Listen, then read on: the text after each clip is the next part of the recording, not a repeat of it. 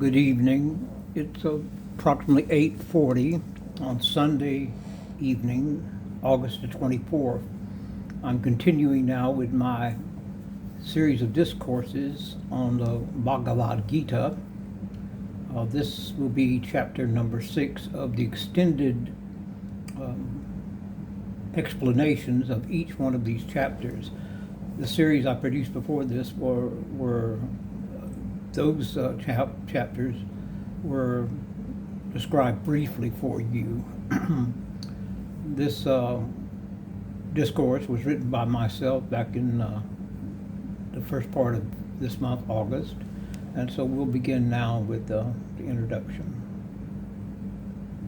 I will read part of this to you, and I will read part of this to you, and I will also ad-lib where needed and do explanations where needed, because this is again yoga philosophy, and it's not the most it's not the simplest course to take online. If you're looking at it as a course, I just look at it as something I'm sharing with my viewers. My name is James Exum, by the way, and my yogi name is Sakshi, S-H-A-K, S-A-K-S-H-I. Sakshi, S-A-K-S-H-I, which means to witness. So let's begin again. The Bhagavad Gita, that timeless dialogue between Lord Krishna and Arjuna on the battlefield of Kurukshetra, has inspired seekers and scholars for centuries. It's offered profound insight into the nature of the self, our duties, and our ultimate liberation. Chapter 6 is known as the Dhyana Yoga, or the Yoga of Meditation. It is a jewel at the heart of these scriptures. It guides the aspirant, the seeker, into the depths of contemplative practice and the subtleties of self-mastery. In this exploration, we seek to illuminate the wisdom of Vyasa.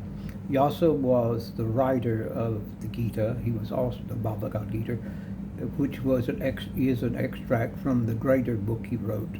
In fact, it's the greatest book of couplets ever written as far as length, and that book was called the Mahabharata. He's the great compiler of the Mahabharata. In this chapter, we draw upon some of the classic commentaries of Adi Shankara, who was an 8th century AD, Common Era commentator on the Mahabharata and on other books, not Mahabharata, but the Bhagavad Gita and other books having to do with this particular subject. Sorry, I'm a little tired, but that's what's going on here. I'm not under the influence of anything except just older age and being a bit tired. I had an unusual day as far as the energy being taken out of me. But that's okay. No one has perfect days, as you well know. So he was the preeminent Advaita Vedanta philosopher in the modern, and I'm doing a modern comparative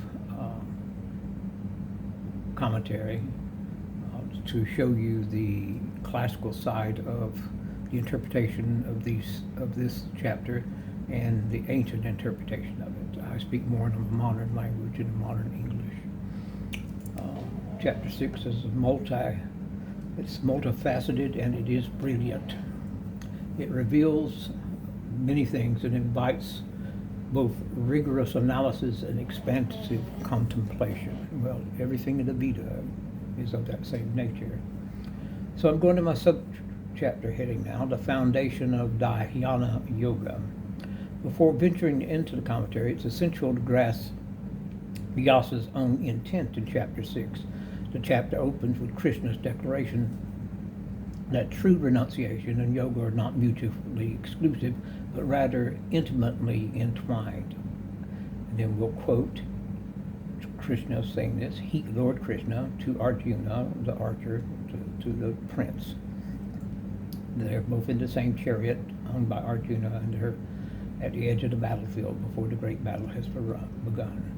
He who performs his duty without seeking its fruits, they are to be regarded as both a renunciate and a yogi, and that's from chapter 6, verse 1 of the Gita. This sets the stage for a unique synthesis, a yoga that is neither mere withdrawal nor action alone, but a harmonious integration of both. The Vyasa, through Krishna's words, offer a path whereby the aspirant progressively withdraws the mind from distraction of the world, anchoring it in unwavering meditation.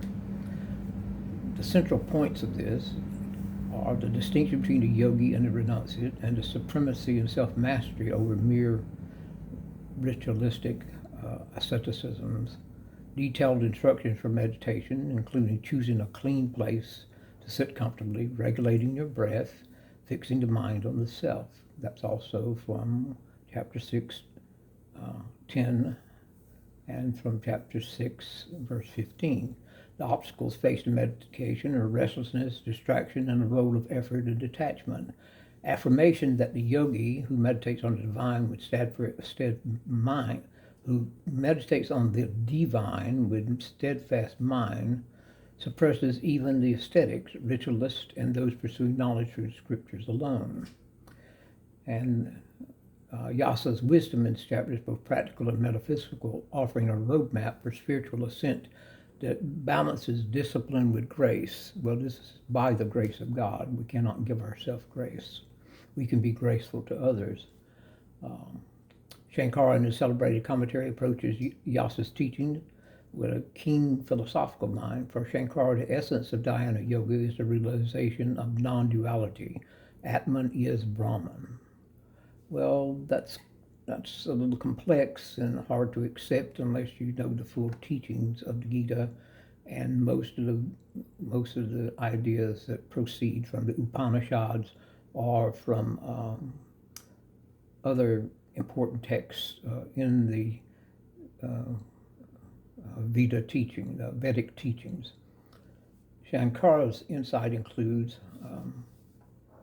we've already said that, that's redundant it seems. My perspective on this, being known in spiritual circles as Sakshi, which is the witness, I bring the Gita into a cross-cultural lens, blending the rigor of comparative religion with experiential insights of a modern yogi practitioner. My interpretations found in scholarly articles and lectures often highlight the universality of Yasa's teachings, making them accessible to contemporary seekers. My key components are modern psychology, integration of East and West in these concepts, and the role of the witness true to his spiritual nature. I also stress ethics and compassion, like Shankara did, that meditation is not an escape from the world, but a foundation for ethical actions and compassion. The true yogi, in his view, is not only inwardly free, but also outwardly engaged, radiating equanimity and kindness. The living light of chapter 6. Chapter 6 stands as a luminous guide for the seekers of every age, blending ancient wisdom of Yasa with the philosophical precision of Sankara and the experiential clarity of myself.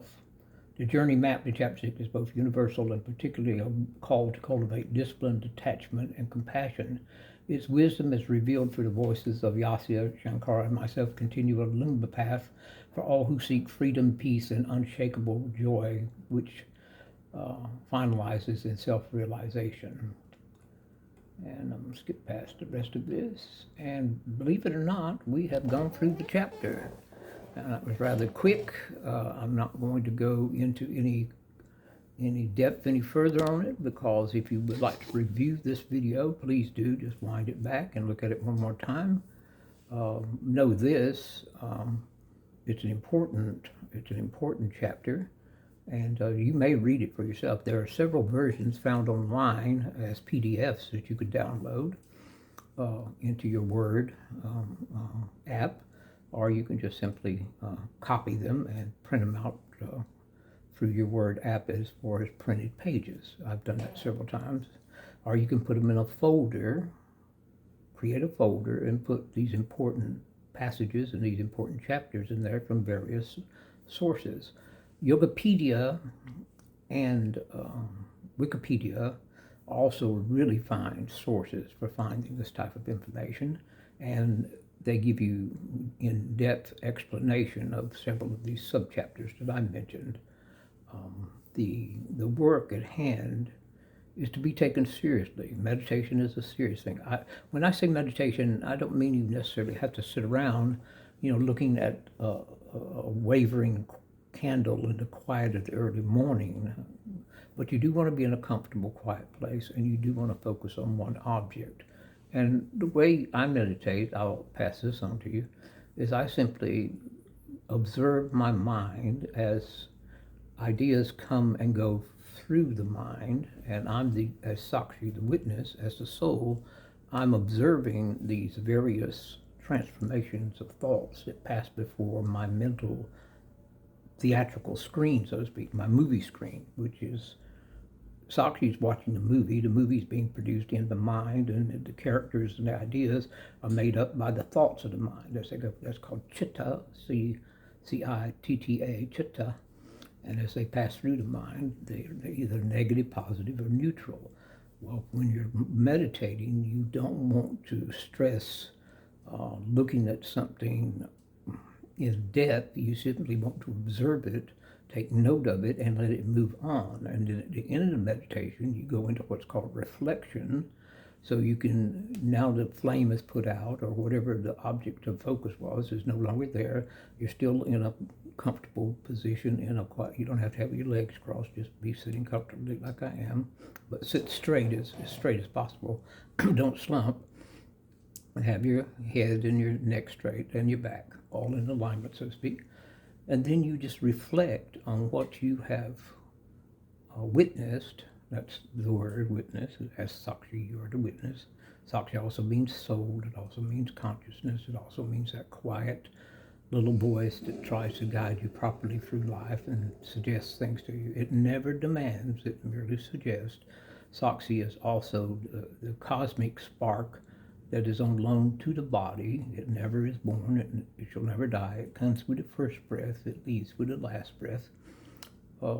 It is part of Brahman, the creator. So when they said Atman and Brahman are equal a while ago, or whatever the paraphrase was I read, I said, don't get into that right now. It's a little deep. But what they're saying there is that we as human beings, with our souls within us, which is that part of Brahman, we're not equal to God. We're simply on loan from God while we're here on earth. The soul is on loan. The main goal of the soul is to witness and to make suggestions. And that's how that all works.